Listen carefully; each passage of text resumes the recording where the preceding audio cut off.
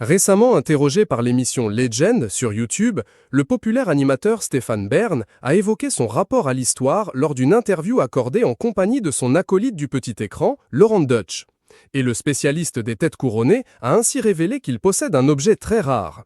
À la question « Qui de vous deux a l'objet historique le plus rare ?», les deux compères n'ont pas réussi à se mettre d'accord tout de suite. Et pour cause, on a chacun à tenter d'expliquer le monsieur patrimoine du service public avant d'être repris par Laurent Deutsch. On a des petits secrets.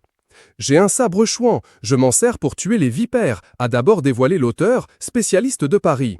Moi, j'ai une mèche de cheveux de Louis XVI et de Marie-Antoinette à la prison du Temple, une relique, a surenchéri fièrement celui qui partage sa vie avec Yori Bayers. D'ailleurs, le compagnon de Stéphane Bern n'a pas manqué de commenter l'interview de son cher et tendre. Est-ce qu'on peut échanger la mèche de cheveux avec le sabre ? Je me sentirais plus en sécurité, a-t-il écrit avec humour dans les commentaires.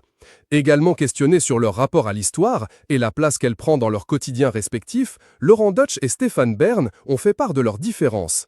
Si le premier ne parvient jamais à décrocher, le second essaye de le faire au quotidien. Moi, je ferme la boutique à partir de 18h, a-t-il assuré.